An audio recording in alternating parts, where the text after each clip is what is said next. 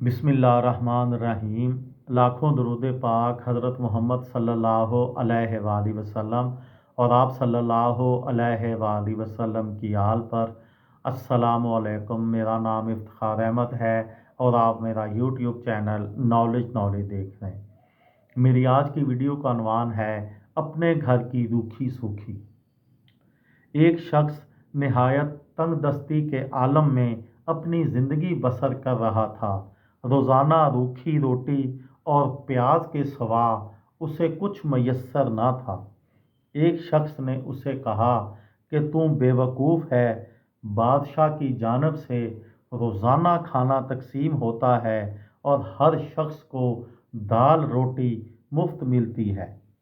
मुफलिस ने जब उसकी ज़ुबानी सुना तो कमर कस के लंगर खाने पहुंच गया और देखा कि वहां वाकई लंगर तकसीम हो रहा था। उस बेचारे को वहां से सिवाय धक्कों के कुछ हाथ ना आया, बल्कि उसके कपड़े भी फट गए और एक हाथ टूट गया। वो मुफलिस रोता जाता और कहता जाता, ए नफ्स, अपने किए की सज़ा भुगत।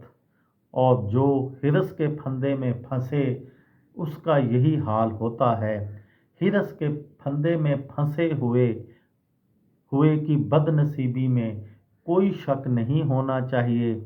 अपने घर की रूखी सूखी दूसरों के शीर माल से बेहतर है।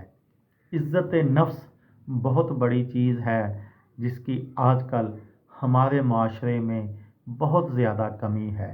अगर बंदे में इज़्ज़त नफ्स हो और वो अपने घर की रूखी सूखी खाए, वो उससे बेहतर है कि बंदा जो है वो अच्छे खाने खाए, बिरयानियाँ, चिकन बोटियाँ और इस तरह की चीज़ें तो खाए, लेकिन उसकी बेइज्जती हो मुख्तलिफ़ तरीक़ों से, मुख्तलिफ़ शक्लों में।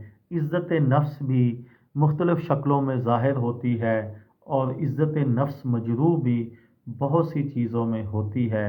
इसीलिए दानाओं का ये कौल है कि इज़्ज़त नफ्स से बढ़कर कोई चीज़ नहीं है। ये थी मेरी आज की वीडियो। किसी दोस्त को, किसी भाई को, किसी बहन को फ़ायदा हो तो मुझे दुआओं में याद रखिएगा। दिल दिल पाकिस्तान, जान जान पाकिस्तान। अस्सलामु अलैकुम।